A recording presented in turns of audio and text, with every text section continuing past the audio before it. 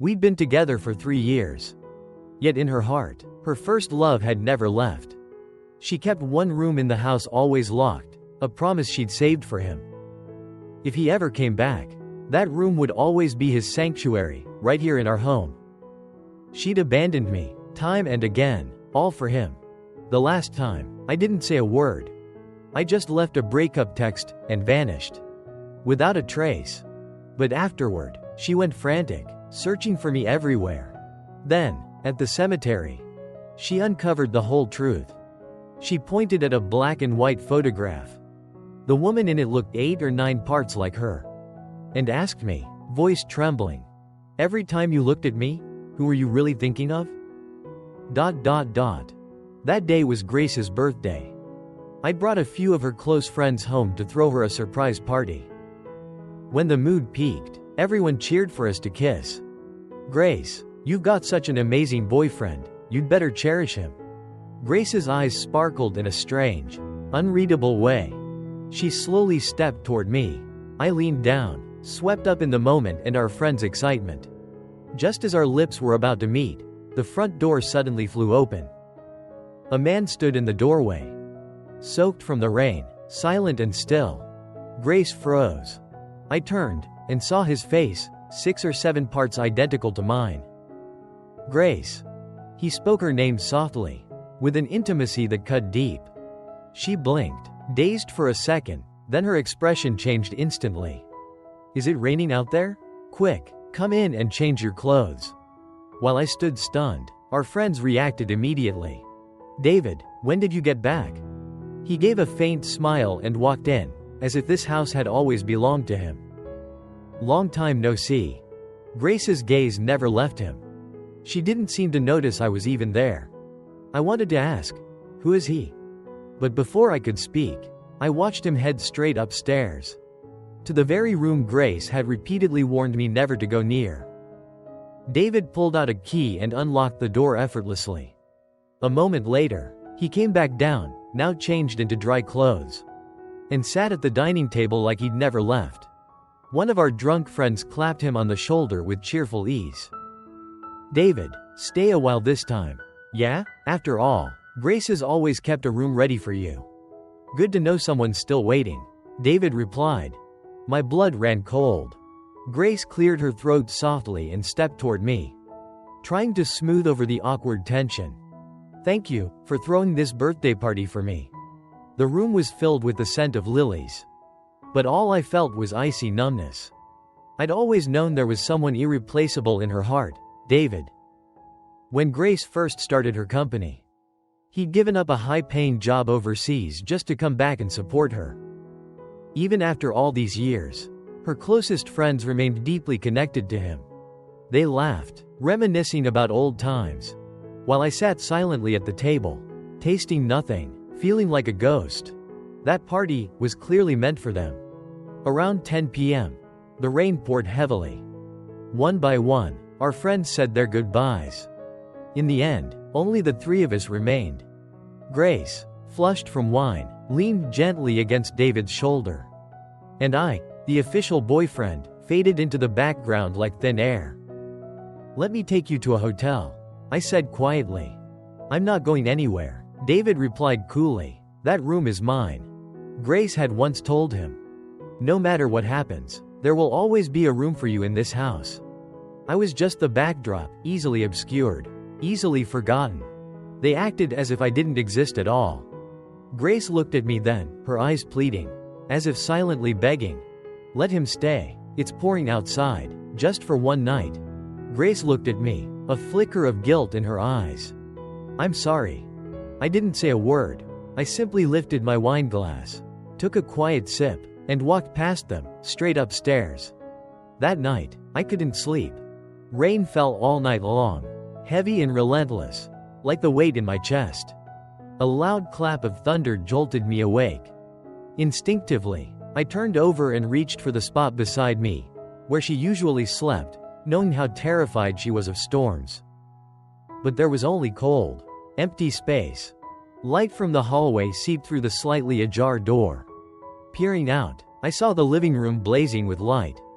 David stood in an apron, placing a steaming bowl of noodles on the table. Warm vapor curled into the air as he smiled gently. "You're still the same. Thunder scares you, doesn't it? You always need someone beside you to feel safe." Grace stood close, smiling back. Then, without warning, David wrapped his arms around her from behind. Her body stiffened slightly, but she didn't pull away. The warm glow of the living room wrapped around them like a soft embrace. The scene was tender, intimate, like a couple reuniting after years apart, their bond too deep for anyone else to enter. I'd met Grace at 22, right after graduation. I'd joined her company, my desk just outside the CEO's office. Whenever her door wasn't fully closed, I'd steal glances through the narrow gap. Her face was the same one that had haunted my dreams. Especially that faint, familiar smile at the corner of her lips, uncannily alike. One day, while I was lost in watching her, a coworker caught me zoning out. He slid a can of coffee in front of me, making me jump. With a teasing grin, he said, "Don't fall for Ms. Grace. Her heart already belongs to someone else." I blinked, stunned. He went on, "She had a deep first love. No one knows exactly how long they were together, only that it lasted from college through the early days of her company. He'd sometimes bring her lunch in person. Once, during a meeting, she got a call and rushed out immediately. Word was, he was sick. For someone as busy as her to skip a meeting just for her boyfriend, it sounded impossibly romantic. I asked, what happened after that? They broke up, no one knows why. But it seems she's never really let go. His photo's still on her desk. My coworker shrugged. Maybe she never stopped holding on. Love that couldn't be together, it felt like a sad novel. I sat there, stunned by his words. Just then, the CEO's door swung open. Her secretary called my name. "Ms. Grace would like to see you." I stepped inside and met her gaze. She smiled, her dimple appearing, charming as ever. My eyes drifted to the photo on her desk, his photo. Still lost in thought, I barely registered her next words. "Samuel, will you be my boyfriend?" I froze. On instinct, I answered, "Yes." Realizing how quickly I'd replied, I looked at her. She just stared back in silence, then suddenly gave me the gentlest smile. My heart exploded. It pounded so hard I could feel it in my ribs.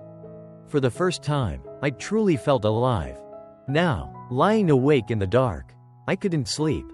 A dull headache throbbed behind my temples. Unconsciously, I reached for my phone to check the time. When I opened my eyes, Grace's smiling face was right there. Her arched brows, that familiar dimple, my heart skipped a beat. The ache from yesterday still lingered. But she gently nestled into my arms, her soft scent wrapping around me. Her hand rested on my waist as she whispered, "Aren't you angry? Don't you have anything you want to ask me?"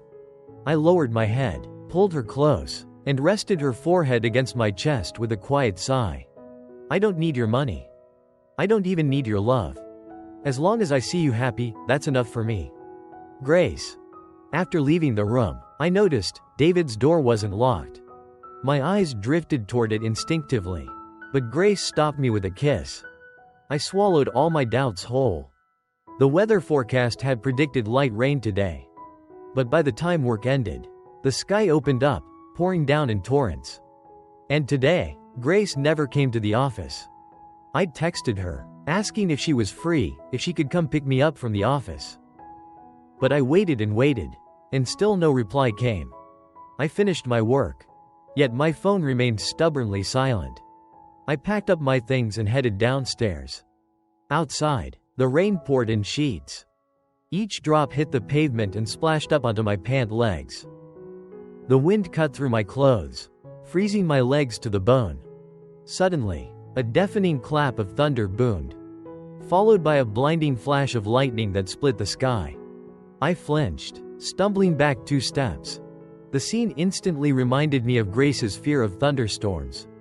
It had been over an hour and a half. She'd never gone this long without answering me before. I called her. The phone rang for nearly 30 seconds before someone finally picked up. But it wasn't Grace. It was David, his voice hoarse and sluggish. "It's so cold, I've come down with a fever." I asked, "Where's Grace?"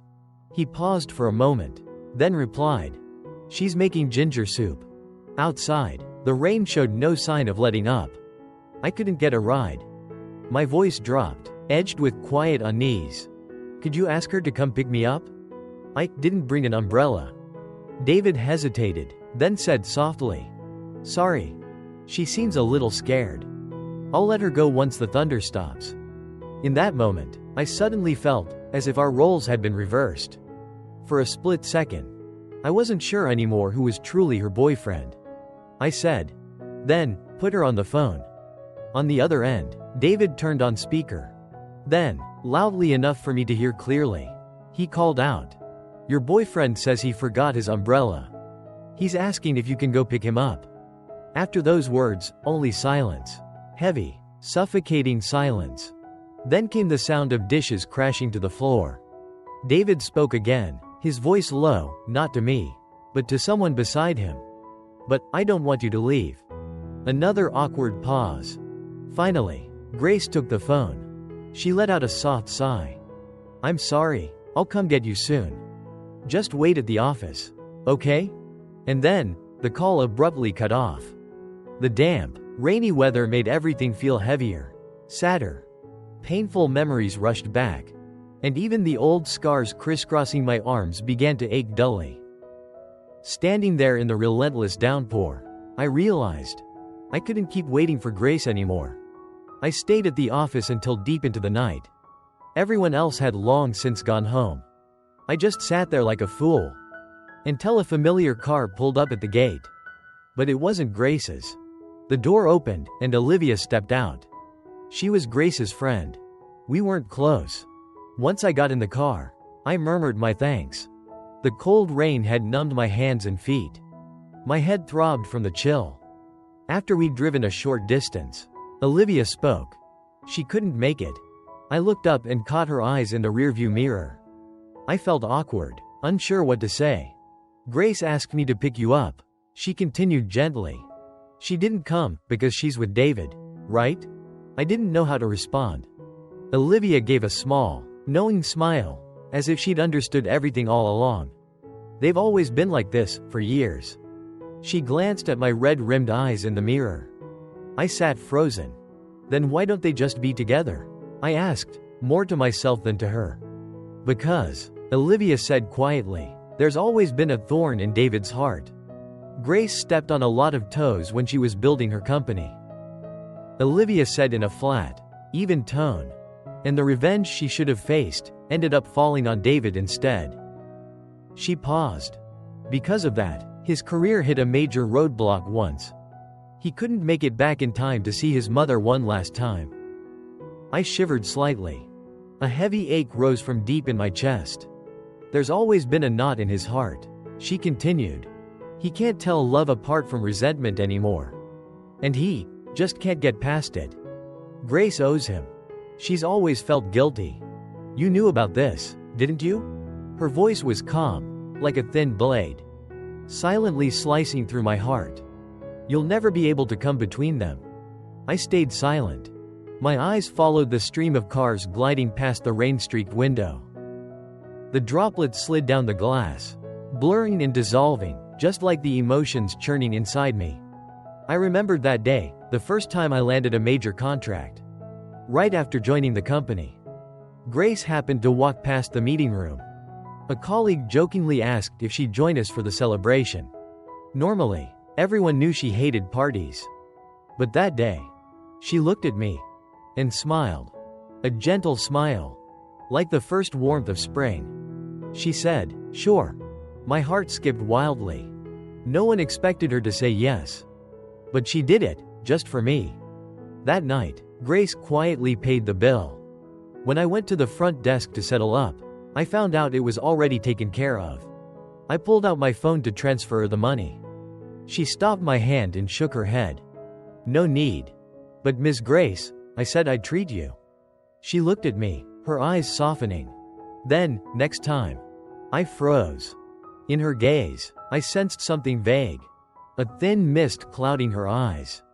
She was looking at me, but her eyes weren't really seeing me. It was as if, through me, she was remembering someone else. Then she smiled again. Bright and warm. I was stunned. I knew her eyes too well by then. Well enough to understand clearly. She was using me to replace someone else. I knew. But in that moment, it didn't matter anymore. Later, Grace admitted, "That day, I deliberately created an opportunity to go on a date with you." After we got together, she'd often curl up in my arms, smiling like a contented kitten, and say, "That day, I already knew you'd never escape my grasp. You're such a fool. I liked you from the very first time I saw you." When Olivia drove me to your office building. By now, the car had pulled up near my neighborhood. The rain had lightened considerably. Olivia opened her umbrella and walked me to the curb. Before leaving, she reached into her bag and handed me a business card. "By the way, if you do end things with her, and feel you can't keep working at her company, you can come see me." I took it. It was her personal card. Her expression remained calm, unreadable. "Your work is truly exceptional. I don't want to waste someone with your talent. Better safe than sorry. I'll go ahead and reserve you now." Before I could even respond, Grace's cold voice cut in from behind. "I won't let him walk away, certainly not be kidnapped right under my nose like this." After all, it wasn't me who should feel ashamed. I just smiled faintly and said nothing. Olivia turned and got back into her car without a word. Grace gripped my wrist tightly, her nails digging into my skin until it bled. My hand was ice cold, but where she held me burned hot. Cold sweat beaded on my forehead, my head pounded like it was splitting open. I looked straight into her eyes, voice firm. "Let's break up." "No." She refused instantly, without a second's hesitation. Her face had gone pale. "Is this because of David? He's leaving tomorrow. You don't have to do this because of him." Her voice faltered. My head throbbed so badly I couldn't argue anymore. Just before I lost consciousness, I caught a blurry figure rushing toward me, so familiar, so close. Must be the rain. My health had never been strong to begin with. When I woke up, I was in the hospital. My fever had dropped slightly. Opening my eyes, I saw the ceiling, the IV drip, and Grace. She was sitting by my bedside. The moment she saw I was awake, her tense expression softened, and she poured me a glass of water. The dry, burning ache in my throat finally eased. "Samuel, you had such a high fever this time." Her face looked different, strained, almost fragile. "When I came back, I found you collapsed on the floor. Why did you fall out of bed?" I didn't answer. Her eyes lingered on my arms, covered in old, crisscrossing scars. "Samuel, why do you have so many scars?" I turned my face away. Those ugly, worm-like marks, reminders I never wanted to explain. Avoiding the question, I asked instead, "Where were you? You said you'd take care of me." Grace fell silent for a moment. There was an unexpected issue at the office. Lies. I'd heard everything that night. David had come back, coaxed her into going with him to the entertainment district. Today, of all days. Grace froze. I held her gaze, steady and unflinching. She didn't respond. This was the second time I'd asked to break up. "No." Again, she refused, without hesitation. She tightened her grip on my free hand, the one not hooked to the IV, and said firmly, "Samuel, we're not breaking up." "What about David?" I asked calmly. "He's getting married," she said, her voice dropping. "His family arranged it. The wedding date's already set. He came back this time, to say goodbye to the past." And I? I was just the outsider. Someone who saw everything clearly, yet could do nothing. Grace smiled, but her eyes betrayed panic. And David? He looked at me with quiet arrogance. In that moment, I knew. I couldn't let go anymore. His eyes seemed to say it plainly. "Samuel, I'm taking her back." After 4 days away on business, I returned. Grace met me at the airport, holding my favorite dessert in her hands. I was too tired to eat, so I just set it aside. She didn't seem to mind. She just looked at me and smiled softly. "Samuel, it's finally just the two of us again. How about we get married?" Her proposal was cut short by the ring of my phone.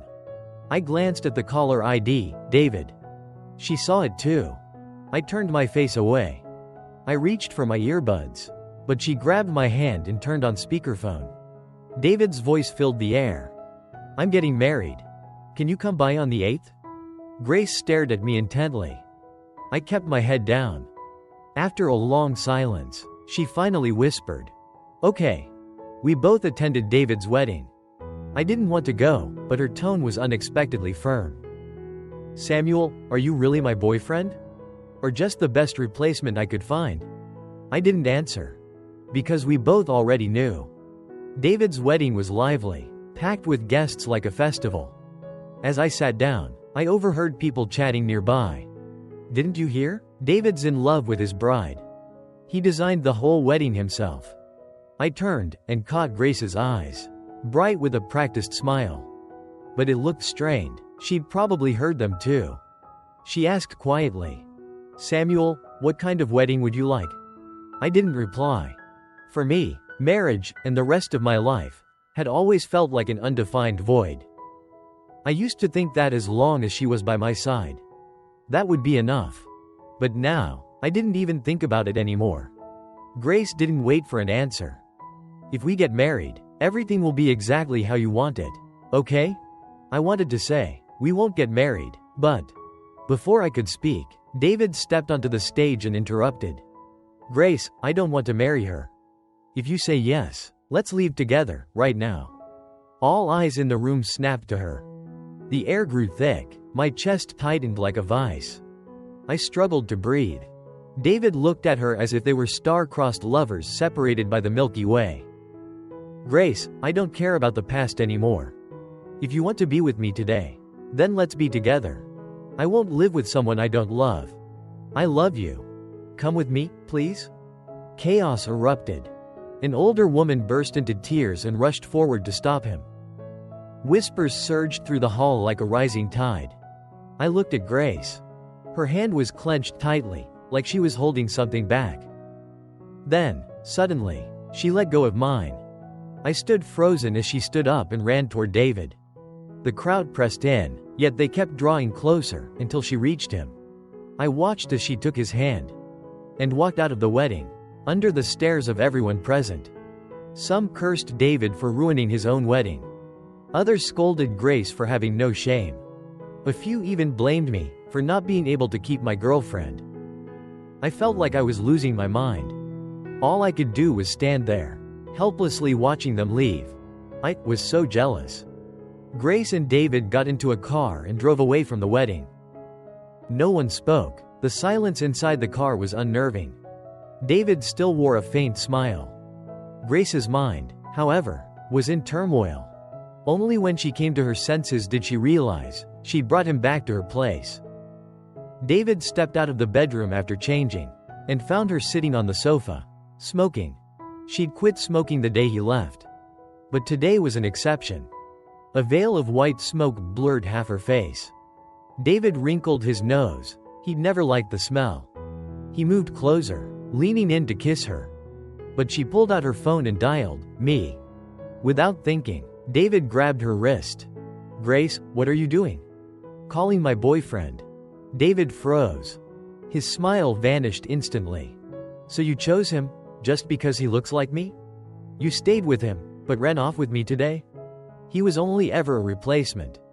I'm back now. I'll always be by your side. I forgive you. Can't we just go back to how we were?" Grace looked at him, expressionless. The smoke curled around her face again.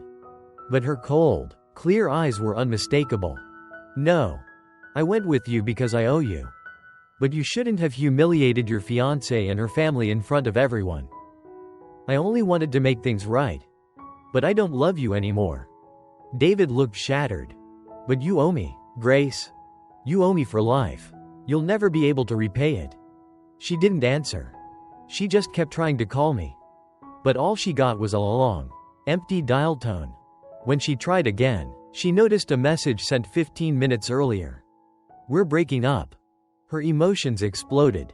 She jumped up and ran for the door, desperate to find me. David let out a bitter laugh.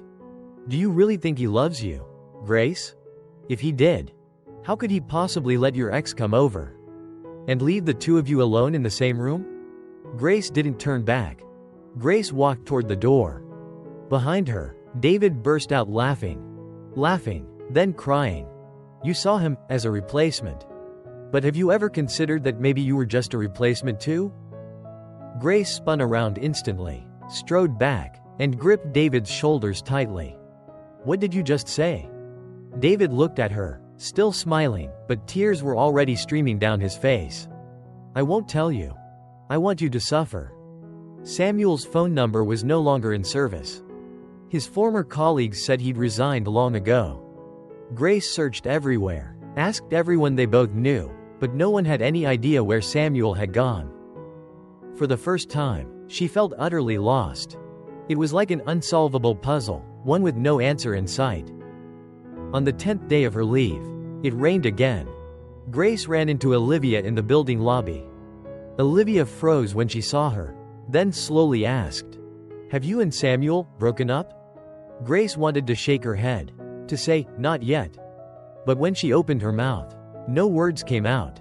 Olivia turned to gaze out the window at the rain, silent for a long while before speaking softly. You're much luckier than he is. Because Samuel's heart has always been full of contradictions. The first time Grace met Samuel, she'd mistaken him for David. She'd admitted that herself. But later, she realized he was completely different. Samuel was always gentle and smiling with everyone else. But with her, he was like a lifeless statue, present, yet distant. Could it be that she, too, had only ever been a stand-in? Even after they got together, intimacy between them remained scarce. Samuel always kept his distance, polite, reserved, never quite close.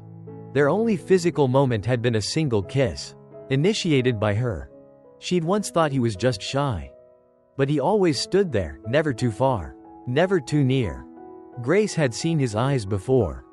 They looked like endless snowfields stretching for miles. Complex, cold, yet brimming with love. She believed he loved her. But in the end, she realized they'd all been lying. She knew nothing about his past. She didn't know why he always avoided talking about his family. She had no idea where the web of scars on his body came from. All those glaring questions, she'd never even noticed. 2 days before her leave ended, Grace went to the cemetery Olivia had once mentioned. The gatekeeper saw her and froze for a second, then blurted out, Emma? Grace frowned. The middle-aged man quickly scratched his head, flustered. Sorry, are you here to visit her? Are you twins? She didn't answer. Instead, she asked, Do you remember what she looked like? The man smiled gently. I've worked here for 3 years. There was a young man who came every week, rain or shine, never missed a single visit. I got curious and asked who he was coming to see. It was a girl, about 20 years old, with a dimple at the corner of her mouth whenever she smiled. Grace's face went pale. Finally, she found Emma's grave. Wind howled through the cemetery. Standing before it was Samuel. Slim, solitary, utterly still. Grace called out softly, Samuel. I turned around. The dim light made me mistake her for Emma. A painfully ironic moment. Because the dead can't come back to life. That much was certain. When I realized it was Grace, I was startled. She, the ever-composed, ever-smiling woman with the same dimple as Emma, wasn't smiling now. Her eyes drifted to the photograph behind me. After a long silence, her voice trembled as she finally spoke. When you look at me, who are you really seeing? I stayed quiet. Every time I looked at Grace, every gesture, every smile, I saw Emma. I remembered the peace I felt beside her. If she were still alive, if she hadn't died, how would things have turned out? I grew up in a narrow alleyway, filled with shouting, curses, the stench of damp and decay. With a drunken father and a mother who never cared. I always lived on the edge between life and death. Beaten until I nearly lost consciousness. Back then, my mother would quietly step in and say, Don't kill him. I used to think, maybe death would have been better. They always hid the bruises where no one could see. But as I got older, they didn't care anymore. They beat me in public, in front of strangers. I had no dignity, no way out. It felt like I'd been born just to pay off some debt. But I got used to it. At 15, I stood on the 5th floor balcony of our building, staring down. The wind howled around me. One thought flashed through my mind: why not just jump? And then, Emma appeared. She suddenly grabbed my wrist and yanked me back, so hard we both fell. Her hand scraped against the stone bench, bleeding. But because of her, I was unharmed. When she finally let go, she let out a relieved sigh. Never think like that again. But when her eyes met mine, I saw something in them, just a flicker of awkwardness. Samuel, what are you thinking about? Why you? How do you even know me? Who doesn't know the top student of the whole grade? Grace's voice faded into the haze of alcohol. Why are you here? I ignored her, got up from the ground, and walked away. She called after me, but I didn't turn back. I never knew how to connect with people. I'd grown used to being alone. Emma was like an NPC in a video game. Someone you couldn't delete until you'd completed her quest. From that day on, she started looking for me. I wasn't bad at talking to people, nor did I hate them. But over a decade of living in darkness had taught me to hide. Yet Emma kept showing up. Her presence slowly became something I took for granted. One afternoon, on my way home from school, I ran into my father. He reeked of alcohol, raised his hand high, and slapped me across the face. Passers-by glanced over once, then quickly looked away, pretending not to see. I lowered my head and endured it in silence. He cursed at me, just because my very existence annoyed him. Then he staggered off, leaving me with a throbbing cheek. When I finally looked up, I caught Emma's eyes in the crowd. She looked flustered, lifting her book as if to hide her gaze. She wanted to call out, but from afar came another string of curses. She said nothing, she just took me home. In her small house, it was just her and her grandmother. She pressed a cold cloth to my swollen cheek. Who was that? Why did he hit you? My dad. I hesitated. Does he do this often? I didn't answer. Her eyes dropped to my arms, where I'd unconsciously pulled up my sleeves. Don't ask anymore? The air grew heavy. I could hear her heartbeat. Then, suddenly, she grabbed my hand. Let's run away. After the college entrance exam, let's apply to a school far from here. Leave this awful place behind. In that damp, moldy room, still smelling of cigarettes and liquor, the setting sun cast golden light over Emma's shoulders. Her smile looked a little forced. I covered my face with the cold cloth and mumbled, "Okay." From then on, we went to school together. I helped her study. She was smart, but her mind wandered easily. I kept reminding her, and slowly, her grades improved. We took the college entrance exam together.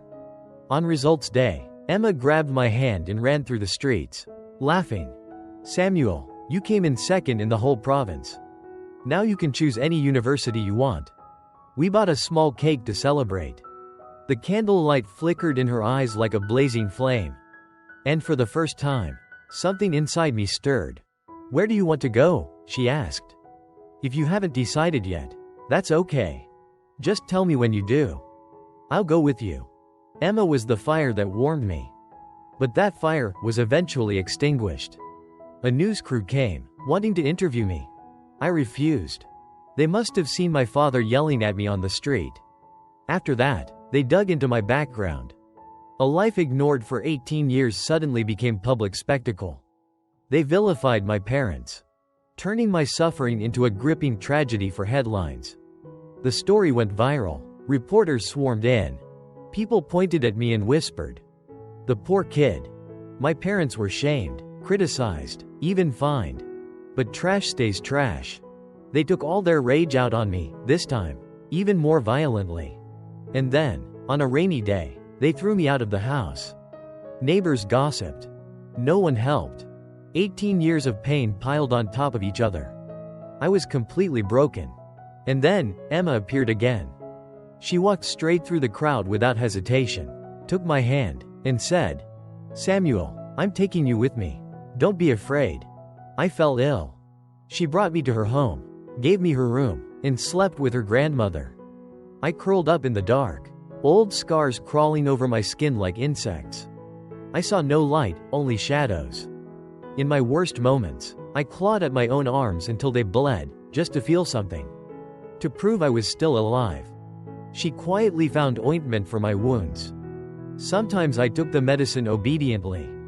Other times, I'd knock the bottle away and keep tearing at my skin. In the darkness, Emma's eyes glimmered with a faint, stubborn light. Suddenly, she pulled me into a tight embrace. I stopped hurting myself, afraid I might hurt her instead. So I bit down hard on her shoulder. She didn't say a word. She just held me tighter, waiting silently for the storm inside me to pass. In that suffocatingly quiet room, all I could hear was her whisper, "Samuel." She cut me off, burying her face in my chest, her hands trembling slightly. I felt that tenderness, like a flame, burning me from the inside out. "It's okay. It's okay." She kept repeating it, over and over, like a prayer. "You're just sick," she whispered. "It's like having a bad flu. As long as you go to the hospital, take your medicine on time, and listen to the doctor, you'll get better." In the pitch-black room, the sharp tang of blood mixed with the faint, sweet scent of hibiscus from Emma's skin, wrapping around me like a second skin. Her body lay pressed against mine. Heavy, feverish, impossibly close. So close I could feel the strong, steady beat of her heart against my chest. It was strange. I never cried when my parents beat me. I didn't cry when they shouted at me in front of the whole class. I didn't cry when they threw me out of the house. Even when people looked at me with pity or disgust, I never shed a tear. But now, warm liquid streamed down my face. A quiet reminder that I still had feelings. I was crying. I reached up to wipe my tears. But Emma pulled me tighter. That heartbeat, loud as thunder. And it wasn't just hers anymore. I closed my eyes and gently wrapped my arms around her waist. Yeah, I was just sick. The first time Emma took me to the hospital, she'd steeled herself for it. But when I had an episode in the middle of the appointment, she didn't hesitate. She immediately pulled me into her arms. Her slender frame shielded me from the curious, judgmental stares around us. Softly, she said, "Samuel, I'm here. Don't be afraid. Samuel, look at me. I won't leave you alone." In her eyes was a rare, unwavering tenderness. The doctor said I needed to be hospitalized. But we didn't have enough money. They prescribed antidepressants, expensive ones. That summer break was long and heavy. Every day, Emma worked from early morning until late at night. She made sure I took my medicine, scheduled my therapy sessions, and slowly, her fair skin darkened from the sun. Only her eyes remained as bright as ever. I was finally able to go outside. But crowds still terrified me. That evening, Emma came home to find me sitting in the courtyard with her grandmother. She walked over and asked with a smile, "Did Samuel take his medicine today?" That smile made her glow. We had dinner together. That night, I told her, "Someone from the tutoring center came to see me today.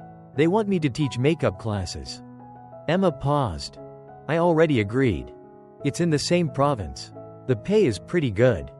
I added softly, "I'm just sick, Emma. I'll get better." She froze for a moment, like a clock that had suddenly stopped ticking. Then, after a few seconds, she smiled again. "Yeah, you're right, Samuel. You'll be okay." By the end of summer, my condition had stabilized. Emma no longer worked as many hours. She'd saved up some money and was thinking about starting a small business. She'd scored 985 on her college entrance exam. But she enrolled in the same university as me. We only saw each other on weekends. Each visit meant a 2-hour bus ride, costing nearly $20,000, just for a few hours together. But time with her always flew by.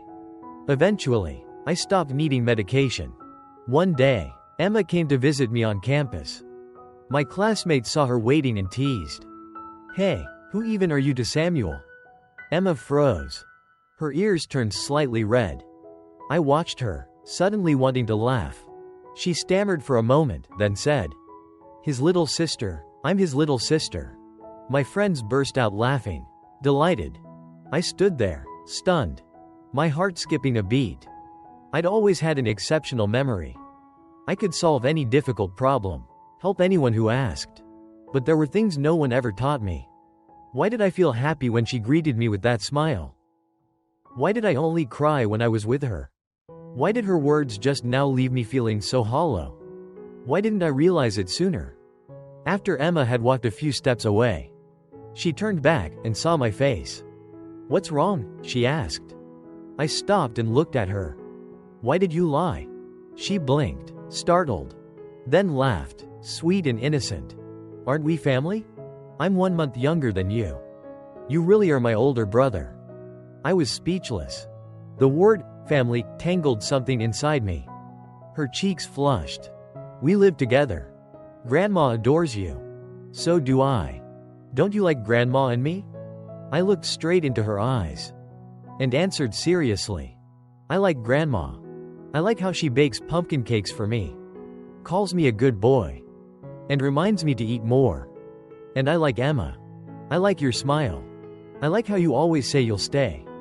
And I like that you call us family. A family that never hits me, only smiles at me, even though we're not blood related. You're the most important person in my life." Emma stood there, wide-eyed, her face burning red. She gently patted my shoulder. "You too." In that moment, I truly believed everything was right. But years later, I'd replay that scene in my head hundreds of times. If only I'd understood her eyes sooner. If only I'd realized why her hands were always red. If only I'd told her that what I felt for her was never just familial love.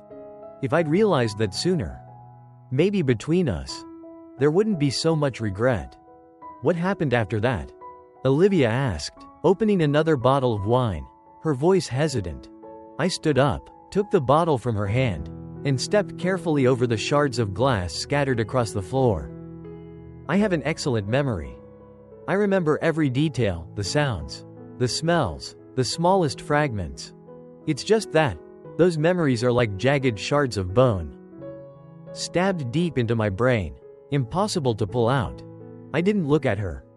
My gaze drifted to the gray sky outside the window. After a long silence, I finally spoke. "Do you remember the news from 5 years ago? During New Year, a car swerved onto the sidewalk and plowed into a crowd. 6 people died, 12 were injured." Olivia froze. She reached for her phone, about to search for the story. I closed my eyes.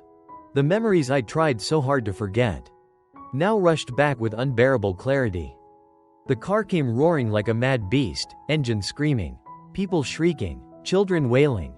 Bodies fell, blood pooled across the pavement. Someone clutched a child's lifeless body and howled in grief. Another knelt, begging strangers for help. And Emma lay in the middle of it all. So much blood. I went numb. Time lost all meaning. The ambulance arrived.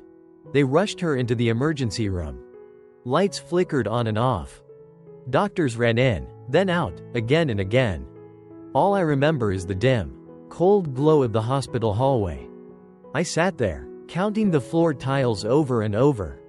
Sometimes too many, sometimes too few. I no longer knew where I was. Finally, the operating room light blinked on one last time. A doctor stepped out and shook his head at me. "Go in, say your final words." When I entered, Emma's eyes were half open, fixed on the door. The ventilator mask covered most of her face.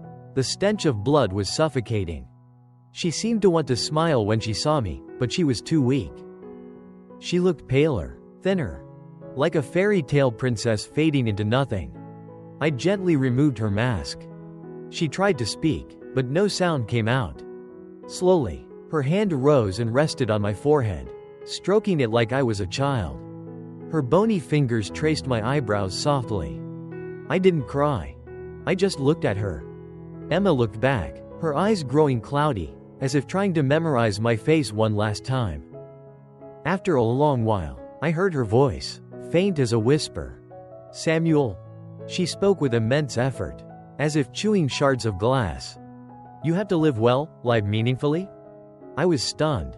Live well? What did that even mean? I asked her. Emma hesitated, clearly surprised I'd question it. After a pause, she continued, voice trembling. "Study hard, graduate. Find a job you love, fall in love, get married?" I didn't answer. She grew anxious, repeating insistently. "Don't stay up late if you're sick. Go see a doctor, don't." Her voice faded. Her eyes widened, lost in some invisible storm. Finally, her fingertip stopped mid-forehead. "I just want you to eat well, every day." I listened to her. "I graduated, got a good job. I met Grace." She confessed her feelings. "We fell in love. I stopped staying up late. I slept through the night. I ate regularly. I no longer spiraled into panic. I did everything Emma asked." "So why? Why wasn't I happy?" Grace wanted an answer. But I had none. Then David came back. Grace dropped everything and ran after him. I stood on a high floor, looking down, and asked, "Why do you keep coming back to me?" She replied, "I only took him away because I felt guilty." I cut her off. "So you're saying, you love me?" She froze. "Love? Is love leaving your boyfriend alone while you make ginger soup for someone else? Is it abandoning him to run off with your ex? Is it letting him bear all the blame and shame? Grace, is that what love is to you?" She didn't answer. The next day, I went to the office. Grace asked, "Where have you been? Are you sick?" She patted my shoulder. "You've done really well. If you need anything, just tell me." I smiled faintly, shuffling the papers in my hand. "No need, I'd like to resign." Grace tried to keep me, offering a transfer, a raise. I refused. That afternoon, I ran into her near my new apartment. She frowned. "Why are you quitting?"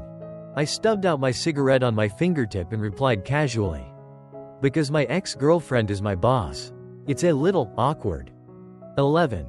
Grace was the kind of person who could always handle everything with ease. Even when she panicked occasionally, she'd quickly regain her composure, as if nothing had ever happened. "Really embarrassed?" She looked at me, her eyes calm as always. "Of course not, because I don't care."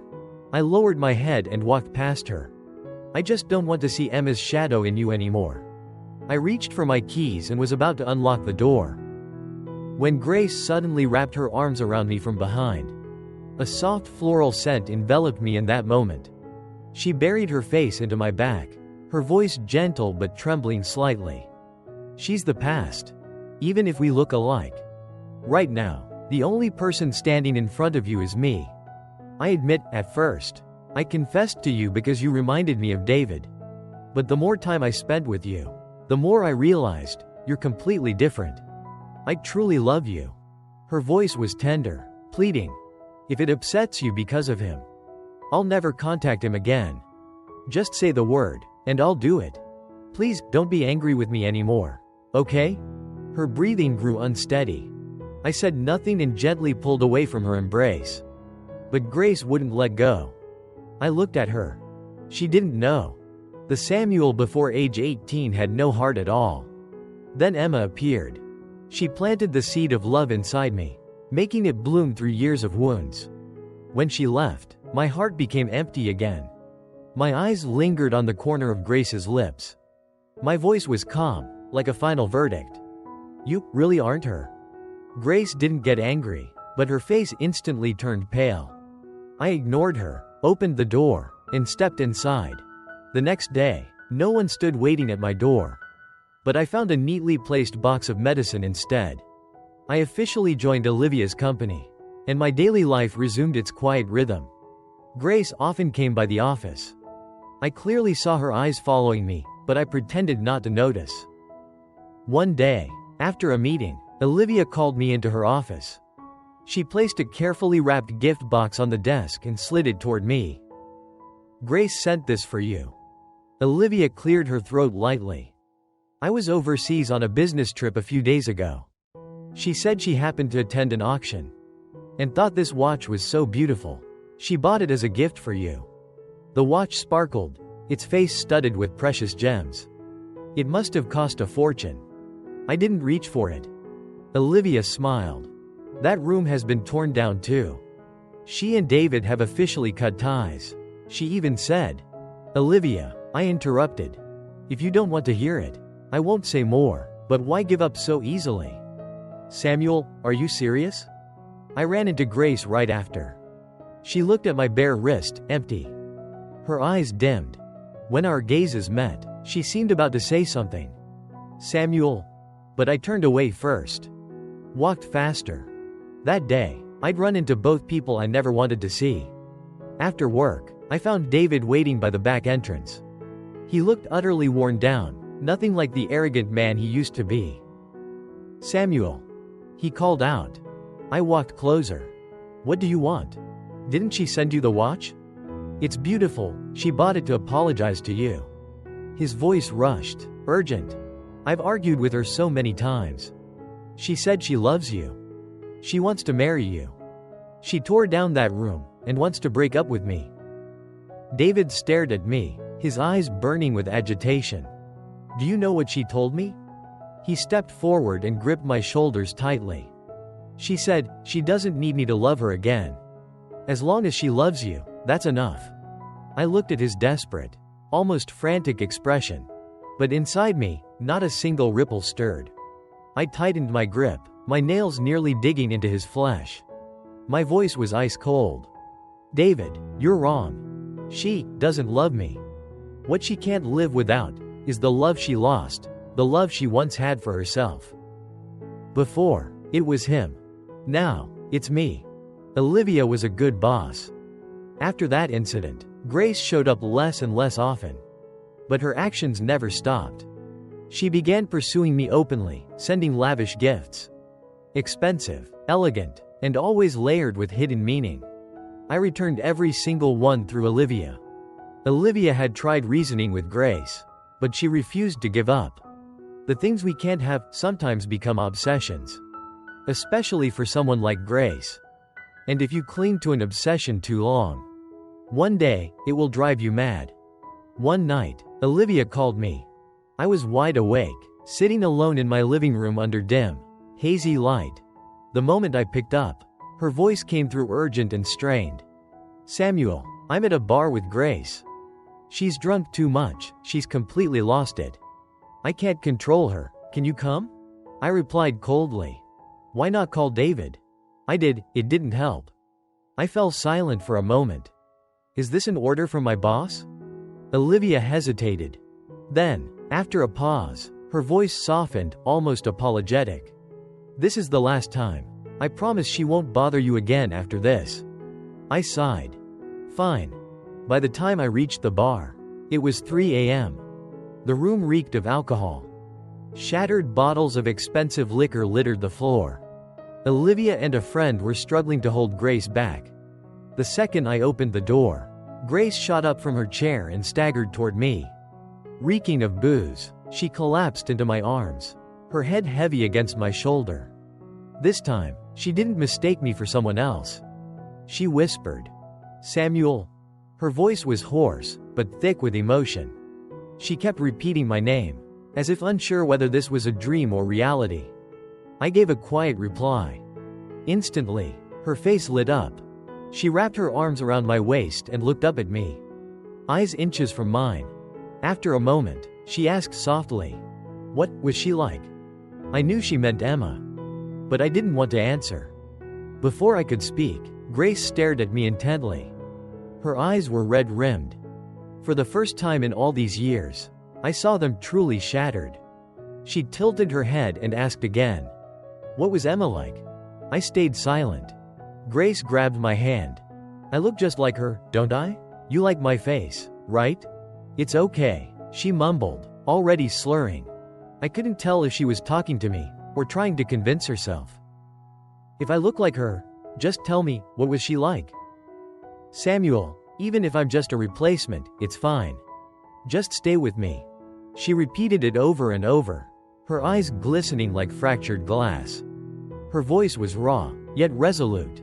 "It's okay if I'm just a stand-in, as long as I get to be with you." I gently pulled away. Grace's face went pale. She reached for my hand again. But I stepped back. "You're wrong, Grace. You're not like her, not even a little. I'm only here because Olivia said this would be the last time. If you don't want me to feel exhausted every time I see you, then please, don't do this anymore." Grace stood frozen. Her whole body trembled slightly. She was so pale I had a bad feeling, something was terribly wrong. I turned to leave, reaching for the door to call Olivia. Suddenly, she collapsed. I didn't look back. But from behind me, her voice came, weak, choked with pain. "Do?" Olivia rushed in, calling an ambulance while lifting Grace up. I glanced over my shoulder once, then turned and walked out of the bar, without a word. I didn't turn back. Olivia called me again, her voice slightly hesitant. "Grace has been hospitalized." She let out a long sigh, then spoke gently. "She still wants to see you." I replied coldly. "I've already told her, if she doesn't want to make me uncomfortable anymore, then she shouldn't do this." Olivia apologized again. "I'm sorry, I won't let her bother you again." The wind blew cold through the cemetery. I placed a bouquet of flowers in front of Emma's tombstone. In the photo, taken when she turned 20, her smile was as gentle as ever.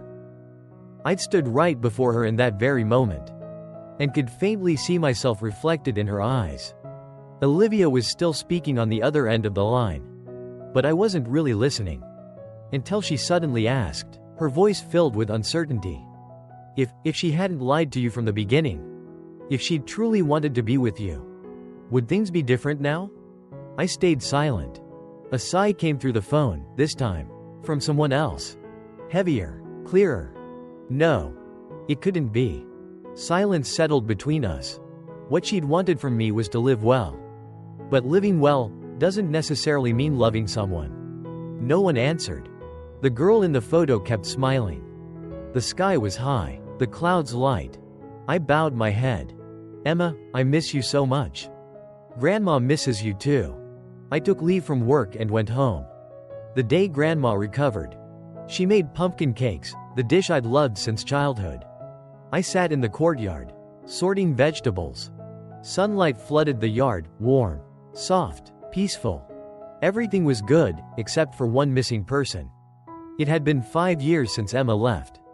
Grandma still kept urging me. "Do you have a girlfriend yet? Bring her home for me to meet." I visited her every holiday, so I never really had time to fall in love. Her hair had turned white, but her smile was as tender as ever. She often called me her good boy, then lightly tapped my head with her fan, before hurrying back to the kitchen to arrange the cakes on a tray. I looked up at the sky, the sunlight blindingly bright. After those high fevers, I sometimes dreamed of Emma again. The Emma of 16, 17, always curious, asking me endless questions, walking me home after school, holding my hand and whispering that she wanted to run away with me. When she smiled, it was as if the whole summer sky burst into golden light. But every dream always ended with her at 21, lying in a hospital bed, face pale, yet still gently stroking my eyebrow, softly repeating, "Promise me you'll live well. Emma, you might have forgotten, but it was because of you that my life became better." I walked through the darkness and learned how to heal after that brief, fragile moment of grace. Grandma called me in for lunch. I stood up and walked firmly toward the house, wiping the tear at the corner of my eye. But I hadn't really cried. Life is still long. The decades ahead of me are just one song, and I must live through every note of it to finally understand the meaning of living well that you once entrusted to me.